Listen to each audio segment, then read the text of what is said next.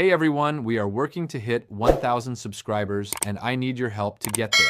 If you enjoy the content, please hit that subscribe button right now. Let that clip marinate for a second.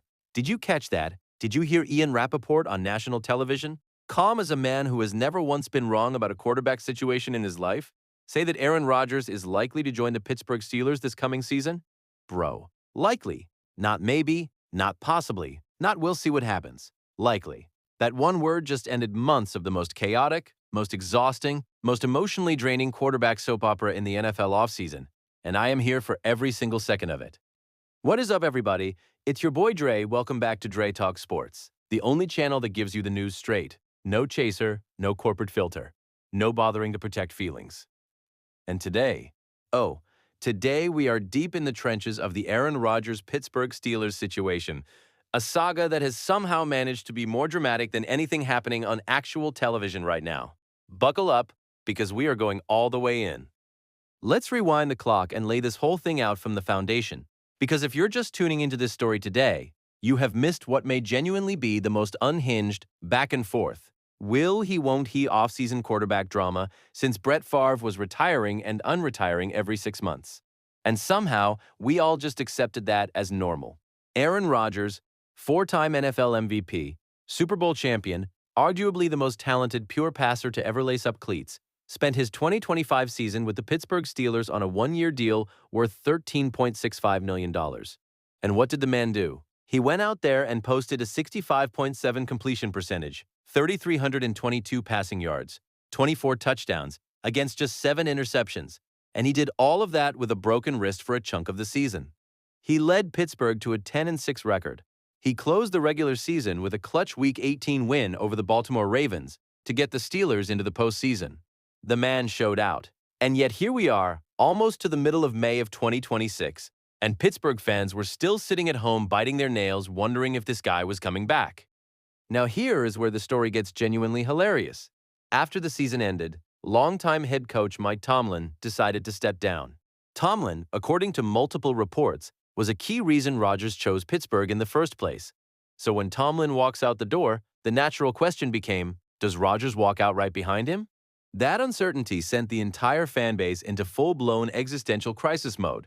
And I need you to understand the psychological state of your average Pittsburgh fan during this stretch of the offseason.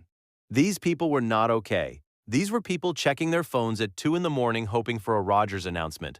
These were people refreshing X, every 30 seconds during breakfast. The Yinzers, as they call themselves, were absolutely cooked. But here's the thing that kept hope alive. The Steelers made a genius move in the coaching search. They brought in Mike McCarthy, yes, that Mike McCarthy, the same man who coached Aaron Rodgers for 13 seasons in Green Bay, the same man who was standing next to Rodgers when Green Bay won Super Bowl XLV, the same man who spent over a decade building offensive systems around Rodgers' unique skill set.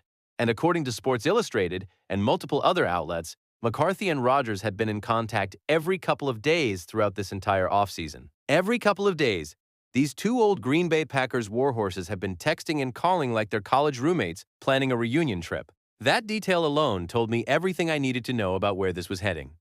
Now let me tell you about the actual timeline of events this week, because it is genuinely one of the most chaotic 24-hour news cycles I have ever seen in professional football coverage. And I say that as someone who has been watching this sport for a very long time. It starts Thursday morning.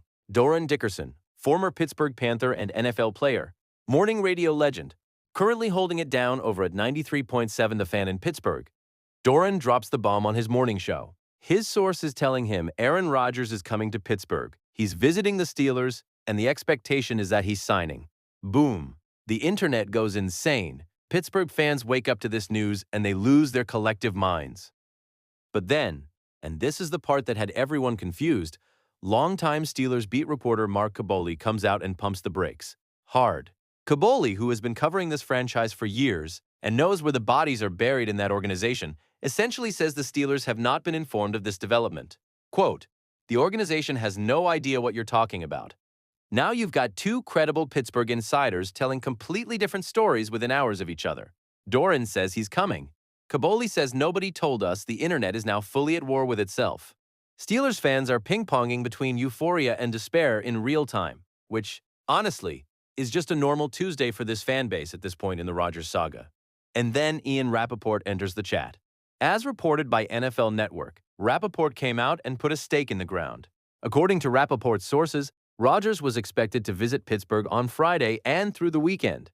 And, here's the key phrase, Rodgers will likely play for them in 2026. Rappaport added that a deal is not done, and there is always caution until things are signed, but the quarterback's plan is to play for Pittsburgh, and, in Rappaport's words, these are the steps toward that end. Case closed. When Rappaport speaks on quarterback situations, you listen. The man has sources inside sources. He's not going on national television to speculate. That's a reporting. That's sourced. That's as close to a done deal as you're going to get before ink touches paper. Now here's where Dre has to give his personal take on all of this. Because you didn't come here just for the news. You came here for the real talk. And my real talk is this. Aaron Rodgers is a certified genius at controlling his own narrative. And he always has been. This man took his sweet time. He let Pittsburgh sweat. He let the fan base turn on him, turn back on him, and turn on him again. He let local radio hosts flip-flop in real time on air. He let the entire NFL world speculate about his retirement, his health, his motivations, his ayahuasca ceremonies, you name it. They talked about it. And then, on his own terms, on his own timeline, he decides he's ready to have a conversation. That is Aaron Rodgers. That has always been Aaron Rodgers. And honestly, I respect it. I don't always agree with it, but I respect it. What I find absolutely fascinating about this situation is the dynamic that now exists between Rodgers and Mike McCarthy. Let me be real with you. Their relationship in Green Bay did not end on the warmest note. There were reports toward the end of McCarthy's tenure in Wisconsin of tension, of disagreements about offensive philosophy, of friction that probably contributed to McCarthy's firing back in 2018. And yet here we are, 8 years later, and these two men are apparently talking every couple of days and preparing to work together again in Pittsburgh. That either tells you that time heals all wounds, or it tells you that both of them want a championship bad enough to put whatever happened in Green Bay in a drawer and lock it. My money is on option 2, and I think that's actually beautiful in its own complicated, messy, very NFL kind of way. Let's talk about what this deal actually looks like on paper, because the money side of this is genuinely interesting. Rodgers played the 2025 season on $13.65 million. The Steelers placed the UFA tender on him, which bumped the placeholder number up to approximately $15 million. Now, as Rappaport himself noted, it's hard to imagine a 4-time MVP playing on $15 million. That's not a shot at the Steelers. That's just reality.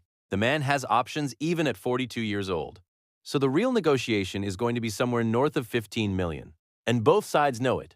The Steelers have every incentive to pay him because their alternatives are Will Howard and Drew Aller, two players who have never taken a single NFL snap. With all due respect to those young men, you do not go from Aaron Rodgers to rookie quarterbacks and expect to make the playoffs 4 consecutive years. Pittsburgh knows what they have in Rodgers. They will pay him. This weekend's visit is essentially the final handshake before the lawyers get involved. And I want to give a proper acknowledgement to 93.7 The Fan in Pittsburgh for being first on this story Thursday morning. Local sports radio gets slept on in the national media landscape, but the reality is that local reporters and personalities who are embedded in those cities have sources that national reporters simply don't have access to. Doran Dickerson and that morning show crew have been grinding in Pittsburgh media for years, and their scoop Thursday morning set the entire news cycle in motion. Even if Kaboli initially threw cold water on it, the fact that Rappaport followed up and confirmed the visit means Doran's source was solid. That's how good local sports media works. Now let me zoom out and give you the big picture Rodgers. here, because this Rodgers to Pittsburgh story is bigger than just one quarterback returning to one He's team. 7 out of This is a story about legacy. Aaron Rodgers is 42 years old and turning 43 in December. He has been one of the most gifted, most scrutinized, most polarizing athletes in American sports for over 20 years. He has won 1 Super Bowl. He has 4 MVP awards. He went to the Jets looking for a second ring and got hurt on the 4th snap of the season. He came to Pittsburgh and put together a legitimately impressive year. And now he has one more chance, maybe his last real chance, to win another championship.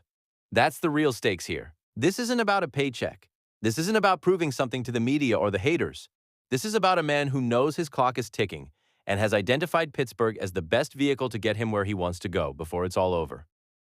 The Steelers made the playoffs. They have Cameron Hayward and a solid defensive core. They have Mike McCarthy, who knows Rodgers' game better than almost anyone alive. They have a fan base that is absolutely ravenous for a Super Bowl. And if Rodgers signs on that dotted line and shows up ready to work, Dre's personal opinion, they are dangerous. I'm not handing them the Lombardi Trophy in May. That's not how this works. But I am telling you that a healthy, motivated Aaron Rodgers with a competent supporting cast and a head coach who already has a Super Bowl ring with him is not someone you want to face in January. That is a problem for the rest of the AFC. The Loch Ness Monster is coming to Pittsburgh. The poopy rental car has found a parking spot. And every single fan who spent the last 2 months telling their friends that Rodgers was done, that he didn't want to play, that Pittsburgh should move on, every single one of them is about to dust off their Rodgers jersey and act like they believed the whole time. You know it. I know it. And you know what? That's okay. Because once that black and gold goes on, once that contract gets signed, none of the drama matters anymore. All that matters is what happens on Sunday. That is the Aaron Rodgers story as it stands today. The visit is happening. Rappaport says it's likely. The era continues. And Dre Talk Sports will be right here every single step of the way, covering every twist, every turn, every leaked report, and every last-minute chaos moment that this man generates just by existing near a football field. Now, here is what I need from you right now. If you learned something today, if you were entertained, if Dre broke this down the way it needed to be broken down, smash that like button right now. Don't think about it, just hit it. Drop a comment below and tell me, do you think Rodgers wins a Super Bowl in Pittsburgh? Is he the missing piece? Or is he one good season away from being just another great quarterback who never got a second ring? I want to hear from you. And if you are not already subscribed to Dre Talk Sports, what are you doing? Hit that subscribe button, ring the bell, and make sure you never miss a video. We are here every single time the NFL world gives us something to talk about. And right now, they are giving us everything. I'm Dre. Stay locked in. Peace.